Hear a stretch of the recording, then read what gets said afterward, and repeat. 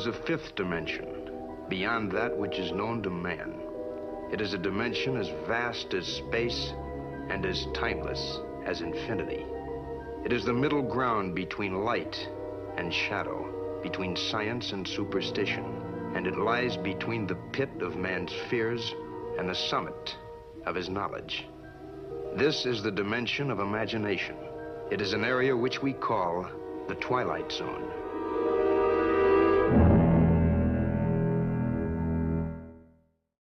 Make a wish. Count to 3. Come with me, and you'll be in a world of pure imagination. Take a look, and you'll see into your imagination.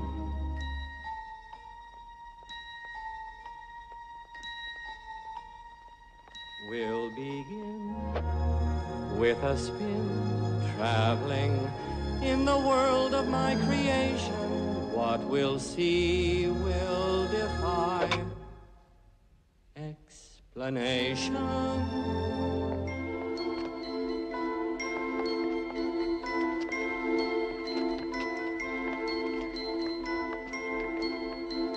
If you want to view paradise, simply look around and view it. Anything you want to do it. Want to change the world. There's nothing to it. Y'all, I told y'all 2026 to 2033. We know 33 is their number. All right. I 100% believe that it's going to start real soon. All right. By June or July. Right around the time the World Cup. Oh, but it's going to get a lot worse before then. All right. Remember, they choke out the supply chain. Food, gas, oil. It's coming. They want to weaken people down first. All right. Yeah, they want to have easy prey. They ain't gonna have easy prey with me. No sirree.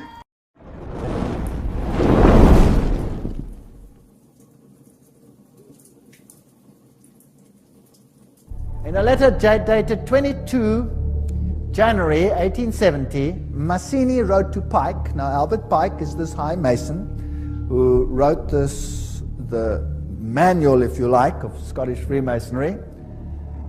He said the following: we must allow all of the federations to continue just as they are. It must appear as things are as they were in the beginning, with their systems, their central authorities, and diverse modes of correspondence between high grades of the same right, organized as they are at present, but we must create a super right, which will remain unknown, to which we will call those Masons of high degree, whom we shall select.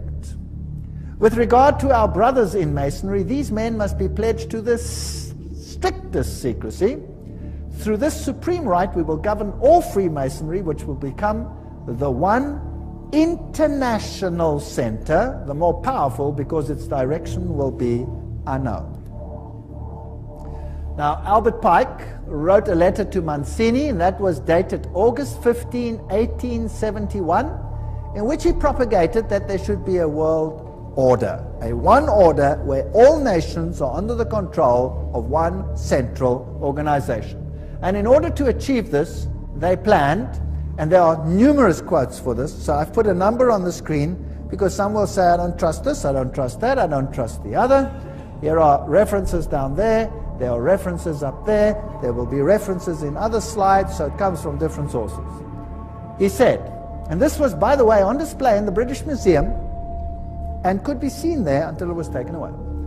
The First World War, to overthrow the power of the Tsars in Russia, protector of orthodoxy, and bring about an atheistic communistic state. Did that happen?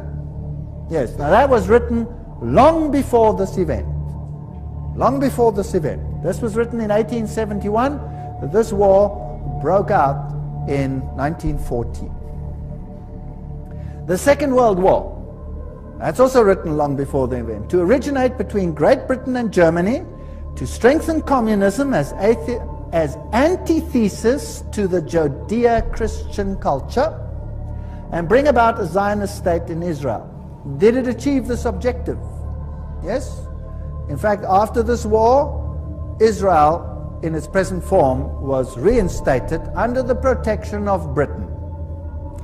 And then, interestingly enough, a Third World War, a Middle Eastern war involving Judaism and Islam and spreading internationally. That's fascinating. Is that on the cards, or what do you think? It sounds like we are on track. Well, here's another quote, just in case people don't like that quote. Mazzini with Pike developed a plan for 3 world wars so that eventually every nation would be willing to surrender its national sovereignty to a world government. The first war was to end the Tsarist regime in Russia, the second to allow the Soviet Union to control Europe, the Third World War was to be in the Middle East between Muslim and Jews and would result in Armageddon. Interesting.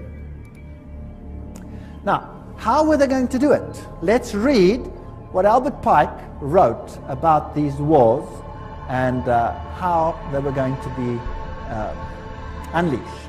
He wrote, quote, "We shall unleash the nihilist and the atheist," so the destroyer and the atheist, "and we will provoke a formidable social cataclysm which in its horror will show clearly to the nations the effect of absolute atheism. Origin of savagery and the most bloody turmoil. Then everywhere the citizens obliged to defend themselves against the minority of revolutionaries will exterminate these destroyers of civilization, and the multitude, disillusioned with Christianity, will receive the pure light through the universal manifestation of the pure doctrine of Lucifer.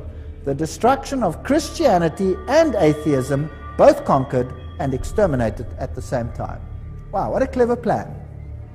So you rub the two systems which you create up against the other. You create atheism as an antithesis to the Judeo-Christian culture.